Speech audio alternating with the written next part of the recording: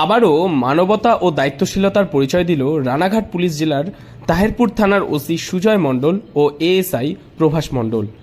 দীর্ঘ 10 বছর আগে বাড়ি থেকে হারিয়ে যায় তিলক সিং নামে 38 বছর বয়সী বিহারের এক যুবক। দুর্ঘটনায় তার একটি পা কাটা যায়। যেহেতু তিলক মানসিক ভারসাম্যহীন, সেহেতু সঠিকভাবে তার চিকিৎসা না হওয়ার কারণে তার পা পচে যায়। ওই সময় 2 বছর আগে নজরে পড়ে রানাঘাট হবিবপুরের দিশারি নামে একটি স্বেচ্ছাসেবী সংগঠনের নেতা বিনোদ যাদব নামে এক ব্যক্তির। তিনি প্রায় 1 বছর ধরে সেই যুবকের দেখাশোনা করেন এবং ক্ষতস্থানে প্রতিদিন ড্রেসিং করা ও থাকা খাওয়ারও ব্যবস্থা করেন ওই যুবকের।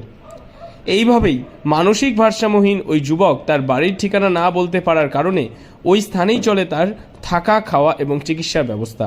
তবে অবশেষে আজ পরিবারের লোকজন তাহেরপুর থানা ও স্বেচ্ছাসেবী সংগঠনের উদ্যোগে তাকে ফিরে পেয়ে খুশি, এমনটাই জানালেন তার বাবা। कितना साल से लापता है? 10 साल। आपका घर कहाँ है? बिहार में भोजपुर जिला।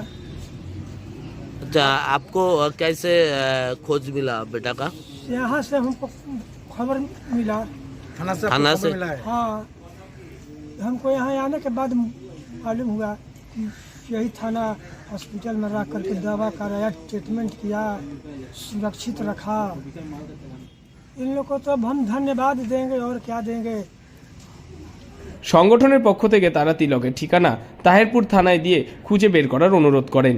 সেই মোতাবেক তাহেরপুর থানার ওসি সুজয় মণ্ডলের নির্দেশে বিহারের বিভিন্ন থানায় তার ছবিসহ যোগাযোগ শুরু করেন।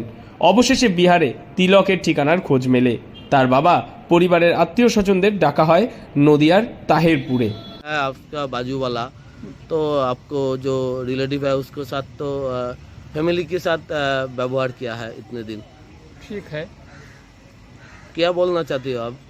ठीक बहुत धन्यवाद बोलती हैं, बहुत निमन बोलती है। ठीक लगा, मिल गया। आप तिलक जी को क्या लगते हो? जीजा लगती है। আনন্দে আত্মহারা তার পরিবার বিহার থেকে ছুটে এসে ছেলেকে নেওয়ার জন্য।